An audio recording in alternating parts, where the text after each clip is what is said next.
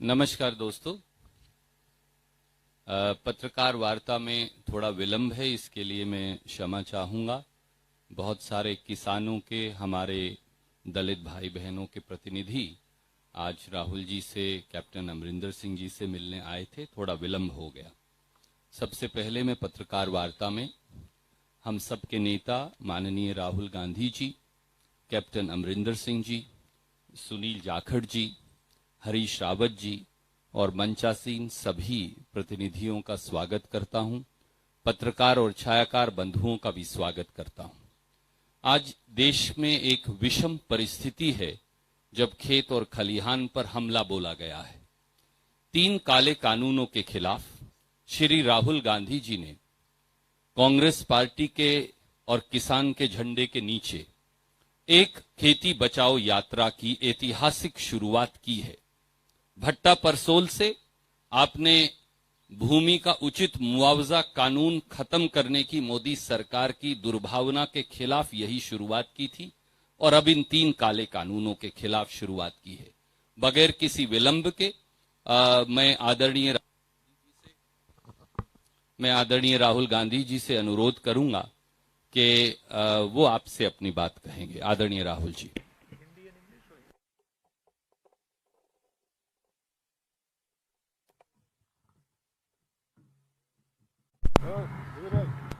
धन्यवाद रणदीप जी, अमरिंदर सिंह जी, झाकड़ जी, प्रनीत कौर जी, कांग्रेस पार्टी के हमारे सीनियर नेता हरीश रावत जी, प्रेस के हमारे मित्रों, आप सबका यहाँ बहुत बहुत स्वागत। जैसे आप जानते हैं, हमारी ये यात्रा इन 3 काले कानूनों के खिलाफ है। ये जो कानून प्रधानमंत्री जी ने बनाया, एग्जिस्टिंग स्ट्रक्चर है, फूड सिक्योरिटी का एग्जिस्टिंग स्ट्रक्चर है, उसको खत्म करने का, नष्ट करने का तरीका है।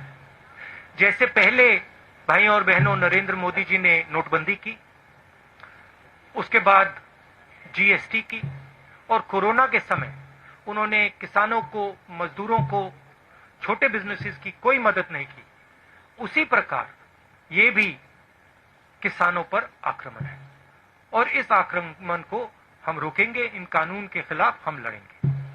पंजाब को इससे सबसे ज्यादा इफेक्ट होता है, हरियाणा और पंजाब। और अगर एमएसपी जाएगी, अगर ये एग्जिस्टिंग जो स्ट्रक्चर है अगर ये टूटेगा, तो पंजाब को भविष्य में रास्ता नहीं मिलेगा।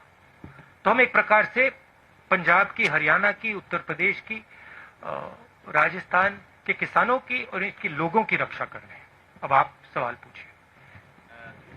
If you raise hands, I'll go one by one. We'll go with you, Anand ji. Just wait for the mic. You raise hands, I'll note down, and then we'll do it in an orderly fashion. Rahul ji, you are on the खेती बचाओ mission, but before this आप Beti Bachao mission में थे, हाथरस जा रहे थे। हमारे सामने हमने देखा था पुलिस ने कैसे आपको धक्का दिया। उसके बाद प्रियंका जी के साथ हाथापाई हुई। करीब 500 कांग्रेस वर्कर्स के खिलाफ एफआईआर हो गई है, जर्नलिस्ट पे भी एफआईआर हो रही है। योगी सरकार के इस रवैये पर क्या कहेंगे सर? पूरे देश को धकेला जा रहा है, मारा जा रहा है, पीटा जा रहा है। मुझे थोड़ा सा धक्का लग गया तो क्या बड़ी बात है, कोई फर्क नहीं पड़ता। It's not big deal. हमारा काम है देश की जनता की रक्षा करना, देश के किसानों के साथ खड़ा होना हमारा काम है। ऐसी सरकार है, अगर हम खड़े होंगे धक्का लगेगा, लाठी लगेगी, ठीक, खा लेंगे लाठी, धक्का खा लेंगे, क्या है। Thank you sir. मैं आपसे एक अनुरोध जो धक्का, जो असली धक्का लगा, धक्का छोड़िए, जो अनइमेजिनेबल उस परिवार को लगा। आप सोचिए, आपकी बेटी है, you have a son, you don't have a daughter, so maybe you will not understand this. People who have daughters will understand it. You might not understand the rape aspect, because that is something that Indian women have to deal with. You will certainly understand the murder aspect. Suppose someone killed your son, and then when you went for justice, they locked you up in your house. And then the DM came to your house and kicked you and threatened you and told you that if you open your mouth, the entire state of Uttar Pradesh will sort you out. And then told you, don't worry, all these protesters, they will go away. Rahul Gandhi will go away, but we will be here. Now you get a feeling, get a sense of how you would feel. That is how that family felt. That is why I went there. Because I wanted that family to know that they are not alone. मैं इसलिए वहां गया था और मैंने परिवार से कहा, मैं सिर्फ आपके लिए नहीं आया हूं, मैं आपकी बेटी के लिए आया हूं, आपके लिए आया हूं, मगर मैं देश में जो लाखों महिलाएं हैं जिनके साथ रोज कोई ना कोई बदतमीजी होती है, हजारों महिलाएं हैं जिनका रेप होता है, मैं उनके लिए भी यहां आया हूं. इंटरेस्टिंग बात यह है कि बच्चे का रेप होता है, मर्डर होता है, पूरा एडमिनिस्ट्रेशन परिवार पर आक्रमण करता है और देश के प्रधानमंत्री एक शब्द नहीं कहते. इंटरेस्टिंग बात है. Thank you sir. May I make one request. आप कोई भी प्रश्न पूछ सकते हैं, स्वागत है, क्योंकि राहुल जी ने सुओमोटो में 3 किसान बिलों की आपसे चर्चा की है. पहले उससे जुड़े सवाल ले लें और फिर कोई और प्रश्न हो तो वो लेंगे. Raman ji from news 24. Sir, I have noted down. I am going to come to sir, जो एवरीवन. किसान के 3 अध्यादेश के बारे में आप लगातार जिक्र करते हैं कि इसको केंद्र सरकार ने बिना किसानों से सलाह मशविरा किए, बिना पॉलिटिकल पार्टीज को कॉन्फिडेंस में लिए पास करवा दिया. अब चूंकि पंजाब में, हरियाणा के कुछ भागों में भी आंदोलन हो रहा है, लेकिन नरेंद्र मोदी या उनकी सरकार के लोग हमेशा इसका मजाक उड़ाते हैं. वो कहते हैं कि राहुल गांधी ट्रैक्टर यात्रा कर रहे हैं, लेकिन ट्रैक्टर पर गद्दा लगा कर यात्रा कर रहे हैं. वो किसानों की क्या बात करेंगे? और अगर वाकई किसान परेशान हैं देश के दूसरे हिस्सों में, वहां कोई बात क्यों नहीं करता, वहां कोई आंदोलन क्यों नहीं हो रहा? देखिए, बात क्या है. पहले आपने स्मॉल एंड मीडियम बिजनेस पे आक्रमण किया, उनको आपने खत्म कर दिया. फिर आपने जीएसटी, कोविड के समय आपने अपने 2-3 मित्रों की मदद की, लाखों करोड़ रुपए आपने उनका माफ कर दिया. मजदूर घर पैदल जा रहे थे हजारों किलोमीटर, पानी नहीं था, भोजन नहीं था, आपने एक शब्द नहीं बोला. उनको आपने वार्निंग ही नहीं दी, एक दिन वार्निंग नहीं दी. कमरे में बैठे आपने कहा लॉकडाउन होगा, लॉकडाउन कर दिया, मर गए वो. 100-200 लोग वैसे ही मर गए. आपने जो देश की रीढ़ की हड्डी है, जो इस देश को रोजगार देती है, स्मॉल एंड मीडियम बिजनेसेस को खत्म कर दिया है. ये देश, और आप देखना, मैंने फरवरी में कोरोना की बात की थी, उन्होंने कहा राहुल गांधी मजाक कर रहा है. अब देखिए, समझ किसको है किसको नहीं है. एक व्यक्ति आपको कह रहा है, फरवरी में कह रहा है कि कोरोना से हिंदुस्तान की इकोनॉमी, हिंदुस्तान के लोगों पर बहुत जबरदस्त चोट लगने वाली है, और दूसरा व्यक्ति कह रहा है 22 दिन में ये लड़ाई जीती जाएगी. समझ किसको है ये तो आपको जज करना है, मैं तो नहीं कहूंगा. एक व्यक्ति कहता है 22 दिन में लड़ाई खत्म हो जाएगी, उसको यह भी नहीं मालूम कि कोरोना है क्या, देश क्या है, कैसे चलता है. उस टाइम भी मेरा मजाक उड़ा रहे थे, और अब मैं आपको बता रहा हूं, और आप लिख के ले लीजिए, आज भी मजाक उड़ाएंगे, मगर 6 महीने बाद याद रखना जो मैं आज कह रहा हूं. 2 चीजें आपसे कहूंगा. पहली बात, यह देश अपने युवाओं को रोजगार नहीं दे पाएगा. नरेंद्र मोदी ने ढांचा तोड़ दिया है. अब नरेंद्र मोदी खेती के ढांचे को तोड़ने जा रहा है. अगर नरेंद्र मोदी ने खेती के ढांचे को तोड़ दिया, तो एक तरफ रोजगार नहीं मिलेगा, दूसरी तरफ भोजन नहीं मिलेगा। ठीक है, अभी मेरा मजाक उड़ाएंगे, उड़ाने दो। 6 महीने बाद, जैसे आज मैं फरवरी की बात कर रहा हूं, 6 महीने बाद आप देख लेना। ठीक है, ये सिस्टम है, ये फूड सिक्योरिटी का सिस्टम है। एमएसपी है, फूड डिस्ट्रीब्यूशन सिस्टम है, प्रोक्योरमेंट सिस्टम है, मंडियां हैं। ये एक प्रकार से किसान का फूड सिक्योरिटी का एक किला है, ये प्रोटेक्ट करता है। किले में कमियां हैं, मैं ये नहीं कह रहा हूं कमियां नहीं, कम मंडियां हैं, करप्शन है, इंफ्रास्ट्रक्चर बेहतर होना चाहिए, मगर किले को अगर आपने तोड़ दिया तो किसान बच नहीं सकता। अब नरेंद्र मोदी किले को क्यों तोड़ रहे हैं? नरेंद्र मोदी ने जीएसटी क्यों की?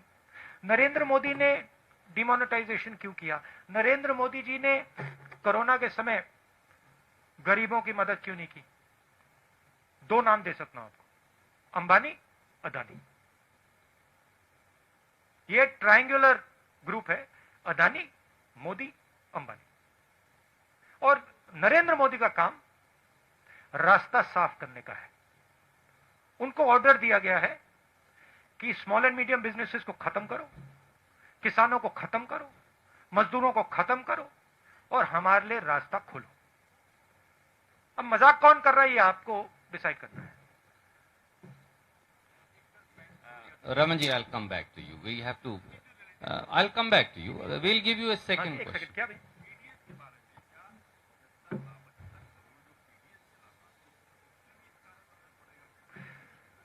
ये फूड सिक्योरिटी सिस्टम पर असर पड़ेगा।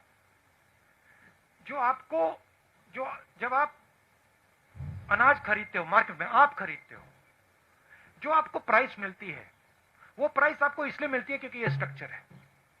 जब गरीब व्यक्ति को राशन दिया जाता है, वो राशन इसलिए दिया जाता है क्योंकि ये स्ट्रक्चर है। अगर आप स्ट्रक्चर को ही तोड़ देंगे तो आने वाले समय में आपसे भी ज्यादा पैसा लिया जाएगा। सिर्फ देखिए, लोगों ने कहा हां ठीक है, जीएसटी कर दी तो हमारा क्या नुकसान है? स्मॉल मीडियम बिजनेसेस को नुकसान होगा, मगर जो कंज्यूमर है उसको क्या नुकसान होगा? बट नुकसान होगा, क्योंकि जब वो कोलैप्स करेगा आप कोलैप्स करोगे। तो हिंदुस्तान में सब चीजें कनेक्टेड है, और अगर आप एक चीज को छुओगे तो दूसरी चीज पे इफेक्ट पड़ेगा। मैं दूसरा उदाहरण देता हूं। नरेंद्र मोदी जी ने कहा हिंदुस्तान की जमीन किसी ने नहीं ली, सुना होगा आपने। ऑपोजिशन लीडर्स को कहा हिंदुस्तान की जमीन किसी ने नहीं ली। 1200 स्क्वायर किलोमीटर चाइना ने हमारी जमीन ले रखी है। कैसे ली? क्योंकि चाइना को मालूम है कि यह व्यक्ति जो ऊपर बैठा है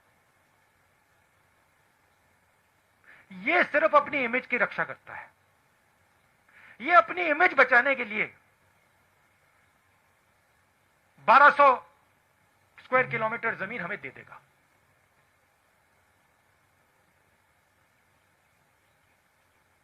आप सिर हिला रहे हो, पूरा देश जानता है। आर्मी के किसी भी सिपाही से, जनरल से पूछ लो, आपको बता देगा कि नरेंद्र मोदी ने अपनी इमेज बचाने के लिए देश को झूठ बोला। भारत माता की बात करते हैं, भारत माता के 1200 स्क्वायर किलोमीटर नरेंद्र मोदी ने चाइना को दे दिए अपनी इमेज बचाने के लिए। रियलिटी है, मानो ना मानो। इसके बारे में नरेंद्र मोदी क्या बोलते हैं? आप कभी बुलाइए उनको प्रेस कॉन्फ्रेंस में, ऐसे खुल के बुलाइए, बात कीजिए उनसे। वो आपसे इतना डरते क्यों है? Thank you. I'll come to you, Bhai Sahab. Can we have Ramandeep from Punjab Kesari Jagbani? I'll come back. मैं बताता हूं वो क्यों डरते हैं आपसे। मैंने बात सोची, रीजन एक ही है। चाइना से भी वो इस कारण डरते हैं और आपसे भी इस कारण डरते हैं। वो सोचते हैं चाइना हमारी इमेज खराब कर देगा, वो सोचते हैं ये जर्नलिस्ट हमारी इमेज खराब कर देंगे। नरेंद्र मोदी जी को सिर्फ अपनी इमेज में इंटरेस्ट है। टनल में जाएंगे, अकेले जाएंगे, वेविंग हो जाएगी, मीडिया पे पूरी मोनोपोली है, सोचते हैं कि भैया मीडिया दिखाएगा मुझे टनल में। तो उनको सिर्फ अपनी इमेज से ऑब्सेशन है। जो भारत में हो रहा है उससे कुछ लेना देना नहीं। मेरी फीलिंग है कि शायद नरेंद्र मोदी ये जो 3 कानून है इनको समझते ही नहीं, मेरी असेसमेंट है। राहुल जी, आप लगातार कह रहे हैं कि जीएसटी, लॉकडाउन और नोटबंदी ये गवर्नमेंट का फेलियर है, but on the opposite side BJP का कहना है कि ये हमारी अचीवमेंट है। वो दूसरी बार जीतने का भी हवाला देते हैं कि इसके बावजूद हमने इलेक्शन जीती। तो ये नजरिया अलग अलग क्यों है? और आपके अच्छा बताइए, जो चाइना को 1200 किलोमीटर दिया है, ये भी इनका अचीवमेंट है क्या?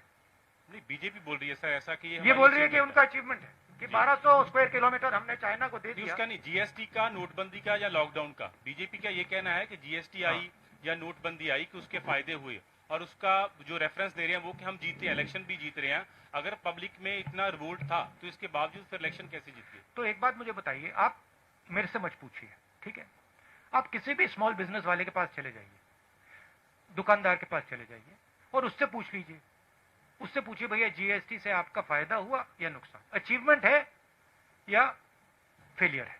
फिर उससे आप पूछिए भैया एक बात बताना, ये जो डिमोनेटाइजेशन है 500,000 पे है, छोटे दुकानदारों से बात की है, व्यापारियों से बात की है, किसानों से बात की है, वो तो कहते हैं कि भैया इन कानूनों ने हमें नष्ट कर दिया, खत्म कर दिया। आप जाइए थोड़ा यहां से बाहर जाइए, किसान से पूछिए, पंजाब के किसान से पूछ लीजिए, ट्रैक्टर लिए घूम रहा है, सड़कें रोक रहा है। अगर अचीवमेंट था तो वो बाहर क्यों खड़ा है? पटाखे क्यों नहीं बजा रहा? Tribune. Just let her pass the mic to you. Hello. Yeah. Rahul ji, there is a general perception across the country that an opposition with the Congress and other stakeholders is not as strong, and the BJP is able,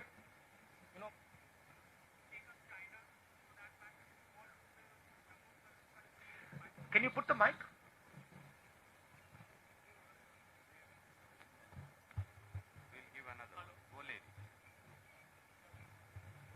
Hello. Yes. So they are saying that a weak opposition across the country, including the Congress. Do you think that the general perception that is it so that the BJP is doing everything that they can just because the opposition is not united across many states and especially in Delhi and at the center? See, an opposition in any country functions within a framework. What is that framework? The framework is the press. The framework is the judicial system. The framework are institutions that protect the voice of the people. This is the framework. That entire framework has been captured. The entire architecture of giving voice to the people of India is captured and controlled by the BJP. You know that. In fact, you come from one of the newspapers that exerts a little bit of independence. That's not the case with most TV channels and newspapers. So, if the entire architecture of institutional architecture is captured, then to say the opposition is weak, that's not really a correct statement. Give me a free press. Give me institutions that are free, and the government will not last. I don't have that. I can take proof, clear-cut proof of, for example, the Rafael deal. I can bring it to you. Don't show it. Right? So, at a certain level, frankly, you're also not doing your job. And it's okay for you to blame the opposition and say, well, the opposition is weak. But, my friend, you're also walking into slavery. Right? You're also walking into a place where you will become very uncomfortable. I'm fighting for it. You in your own way, I'm sure, are also fighting for it. But it is a bigger thing that has happened. Today, I mean, it's quite amazing. I don't think there is any other country in the world today where another country can occupy 1200 square kilometers of its land and the media says nothing. Then I don't think there's any other country. I mean, I'm thinking about it. I think even in, the weakest country, they will make a noise. India, they don't make a noise. The whole thing's captured. I went to Uttar Pradesh. Girl is raped. Neck is broken. Administration is attacking her. Administration is attacking the family. It's amazing. It is the result of a complete capture of the soul of this country. And it's a forcible capture. If it was captured with affection, I would be the first to stand by it. But it's a forcible capture. That's what we are fighting. And you will see, this fight will become more and more aggressive. Thank you, Arun Singh ji.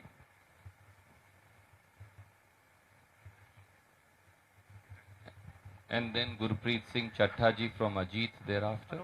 Hello Rahul ji, आप उत्तर प्रदेश गए, आप पंजाब आए हैं, आप lockdown के दौरान taxi driver से बात कर रहे थे।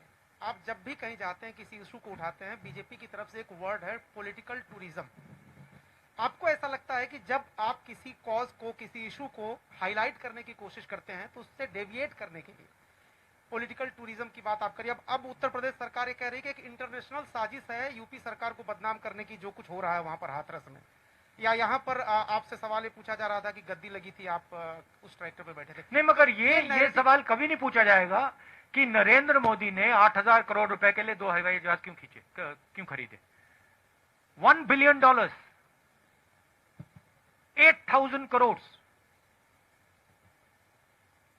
उसमें कुशन छोड़िए, उसमें तो पलंग है पूरा। मतलब एक पलंग नहीं, 50 पलंग होंगे उसमें। ये नहीं कहते कि भैया हमारा जो प्रधानमंत्री है उसने 8,000 करोड़ रुपए का जहाज खरीदा। क्यों? क्योंकि उसके मित्र ट्रंप के पास जहाज है 8,000 करोड़ का, तो उसे भी चाहिए। ये नहीं कहते। ये कहते भैया राहुल गांधी, अमरिंदर सिंह जी गए, ट्रैक्टर पे बैठे थे, किसी ने कुशन लगा दिया। तो मैं वही कह रहा हूँ, नैरेटिव चेंज हो जाता है। आप पॉलिटिकल टूरिज्म वर्ड इसको दिया जाता है। इसलिए मैं पूछ रहा हूँ कि आप अगली बार जब कोई इशू उठाने की सोचते हैं तो इससे निपटने का क्या उपाय आपके पास है? क्योंकि देखो, मैं अपना काम करता हूं। मैंने जैसे बोला, मीडिया कैप्चर्ड है, इंस्टीट्यूशनल स्ट्रक्चर कैप्चर्ड है, उनका उधर डोमिनेंस है। मगर किसान पर जो अत्याचार करते हैं, छोटे दुकानदारों पर, स्मॉल मीडियम बिजनेसेस पे जो आक्रमण करते हैं, युवाओं के भविष्य पे आक्रमण जो करते हैं, उधर तो डोमिनेंस नहीं है ना।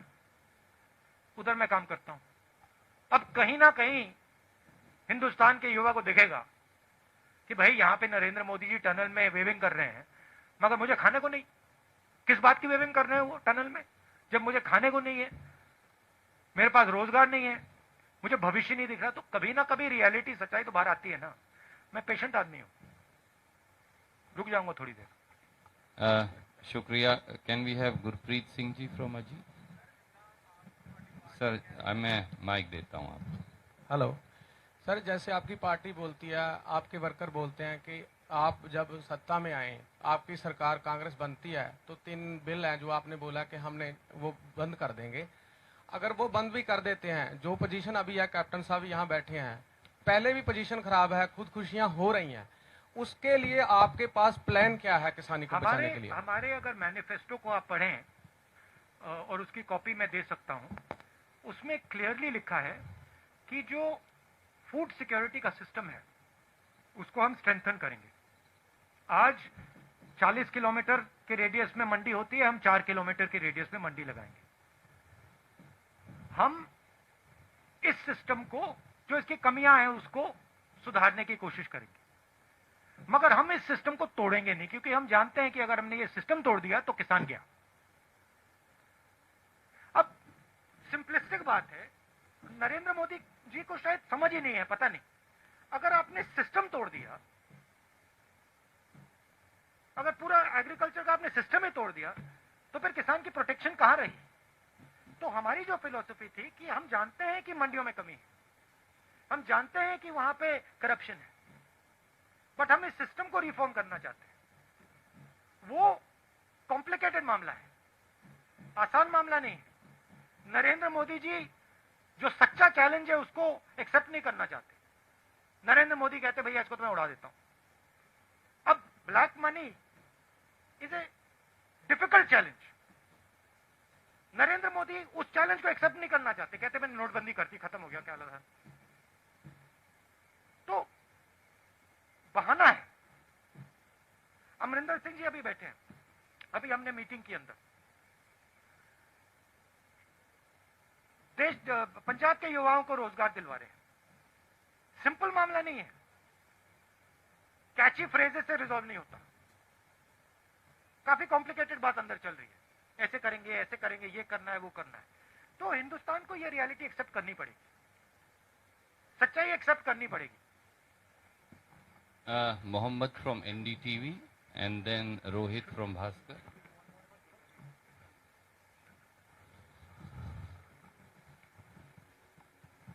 So you have been mentioning in your speeches that you will save the federal structure. You are fighting this for saving the federal structure. In 1970s, the Punjabi Suba movement in Punjab was also for strengthening the federal structure, and it was crushed, and partly it is blamed on Congress party also. So why Punjab and Punjabis should trust you on this? Punjabi should see my actions, right? And I can tell you, if you look at my political career, you can see my actions. Don't just look at my words. I came to Punjab, and I've learnt a lot from the Punjabi people. In fact, if you were to ask me, you have given me more than I have given you. So I have in a sense, a debt to you. Qarz hai. So in my mind, I believe that the people of this state, they have a particular spirit. That spirit has taught me quite a lot. I'll tell you a small story. I remember, and this has never left my sister or my mind, ever. It will never leave. I remember when in 1977, my grandmother lost the election. There was no one in our house. Nobody. But there were Sikhs in my house. She was protected by Sikhs in 1975. I'll never forget them. Right? So I have, in my mind, it's a strange thing, but there is a debt that I feel I owe the people of Punjab. It's strange. In a similar way, I feel I owe a debt to the people of Tamil Nadu. I don't know why, but I have that feeling inside. So that's the first thing. Second thing is, look at my actions. Land acquisition bill. I fought, I got beaten up, I got abused. Nyamgiri, I fought, I got beaten up, I got abused. Manrega, abused. Right? Farm bill, I'm standing in front of the farm bill. I'm standing with the people of Punjab and saying, look, I've come here, I'm standing with you. I understand this is a risk for your future. So you look at my actions, you will see that I am a person who instinctively, I feel, when I see some injustice being done, I feel for that person, instinctively. If you see one strong man beating a weak man, automatically I am on the side of the weak man. This may be a failing. In fact, this is why I get beaten up so much in politics. It might be a feeling here. Every time I'm also thinking to myself, yeah, why? But I have that inside me. If I feel that injustice is being done to Punjab, I'll be standing on Punjab's side, no matter what. If I feel injustice is being done to the Dalit girl in UP, I'll go there. I'll get 2-3 lathis, no problem. That's my nature. That's what I've been taught. I don't know it any other way. And frankly, I can see right now that my political path would have been much easier if I didn't have this. अगर ये मेरे अंदर नहीं होता, but वो है, अब मैं उसको कैसे निकालूं? That's why people of Punjab should trust me. Thank you, sir. Rohit from Bhaskar.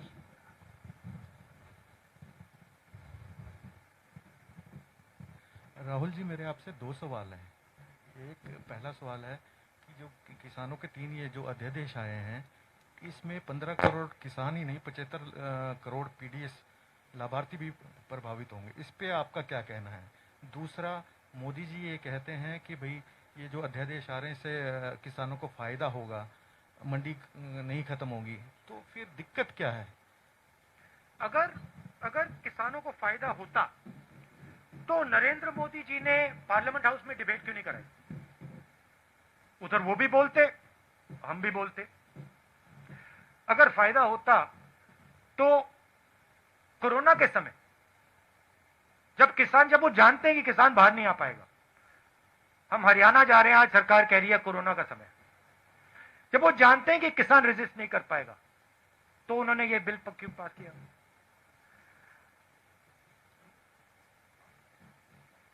ऐसे प्रेस कॉन्फ्रेंस में बैठ के क्यों नहीं बोलते नरेंद्र मोदी जी कि ये किसानों के हक में है? पंजाब में आके क्यों नहीं बोलते? पंजाब के किसानों के साथ खड़े होकर क्यों नहीं बोलते? पहला सवाल, जैसे मैंने कहा, ये एक सिस्टम है।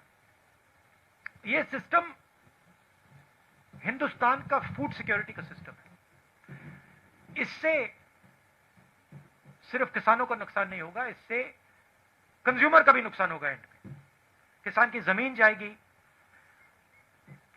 उसको सही दाम नहीं मिलेगा।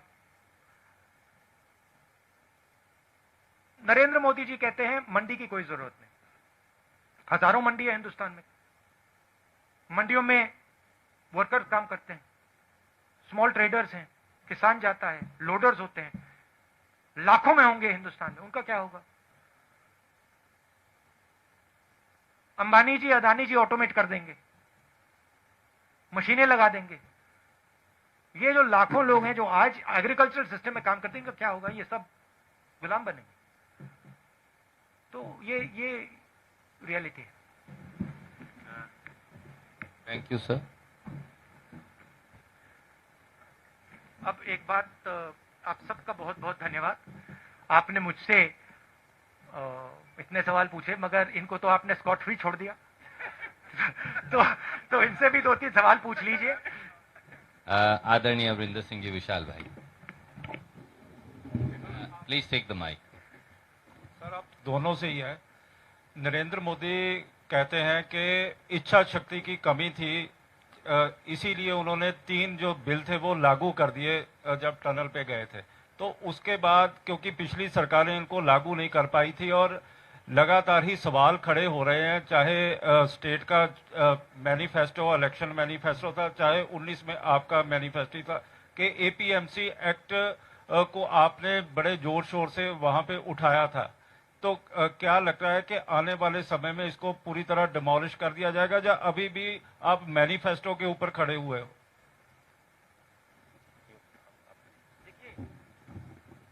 हमारे मैनिफेस्टो में क्लियर था कि हम एग्रीकल्चरल सिस्टम को डेवलप करेंगे। अगर आप 4 पॉइंट्स थे शायद, उसमें अगर आप पॉइंट्स देखें तो उसमें हमने कहा था हम फार्मर्स मार्केट डेवलप करेंगे। उसमें हमने कहा था कि हर 4 किलोमीटर हमें हम मंडी लगाएंगे। उसमें हमने कहा था कि हम infrastructure, farm to fork infrastructure बनाएंगे। हमने ये कहीं नहीं कहा था कि हम पूरे के पूरे फूड सिक्योरिटी सिस्टम को नष्ट कर देंगे। नरेंद्र मोदी जी ने इन 3 कानून के साथ पूरे के पूरे फूड सिक्योरिटी सिस्टम को नष्ट कर दिया है। इसलिए पंजाब का किसान खड़ा है, इसलिए हम यहां प्रेस कॉन्फ्रेंस कर रहे हैं। सर, सेशन बुला रहे हैं जल्दी इसको लेके। You'll have to take one question. Can we go to Kanchan from the Indian Express? Session वाला सर बता दीजिए जरा। स्पेशल सेशन बुलाया जा रहा है जी, इसको लेके। स्पेशल सेशन भी प्लस लीगल जो भी करना पड़ेगा हम करेंगे।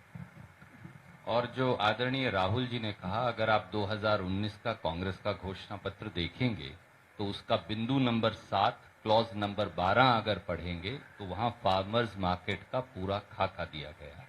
धन्यवाद। कंचन जी। Rahul ji, Yogi, the CM of UP, has said that Hathras rape was an international conspiracy. What do you think about that? And another question is that the Akalis have asked you 5 questions here in Punjab. The gist is that what were you doing abroad when the farm bills were passed in the parliament? You were not even here for the farmers. My mother had gone for a medical checkup, and my sister couldn't go with her because some members of her staff had COVID. So that is why I was with my mother, helping her through a medical checkup. I'm her son also, after all, and I have to look after my mother. Thank you. And they were, and madam, they were supporting that ordinance. The other thing is, yeah, of course, which the Akalis won't tell you, is that they have worked with the BJP. उनके साथ BJP साथ उन्होंने सालों काम किया है, और जब ये 3 बिल पास हो रहे थे, उनकी मदद अकाली दल कर रही थी. तो वो तो पूरा पंजाब का किसान जानता है. आपका दूसरा सवाल क्या था? About the Hathras rape being a international conspiracy, Yogi ji has said. I mean, Yogi ji is entitled to his opinion. He's more than welcome to imagine whatever he wants to imagine. What I saw there was a lovely girl who was molested. Her neck was broken. Her family was threatened. And the people who did it, no action was taken against them. If Mr. Yogi sees an international conspiracy, well, that's fine. That's his prerogative. What I saw was a tragedy. The Chief Minister of Uttar Pradesh should have had the decency to say, this is a tragedy, and I will look into it, and I will protect this family and this girl. Thank you. I think we'll need to wind up because आपका आज हरियाणा का programme भी है पंजाब के बाद. आप सबका बहुत बहुत शुक्रिया. मैं माफी चाहूंगा बहुत सारे साथियों से आज हम सवाल नहीं ले पाए, पर there will be another time for Rahul ji will be back. Thank you very much.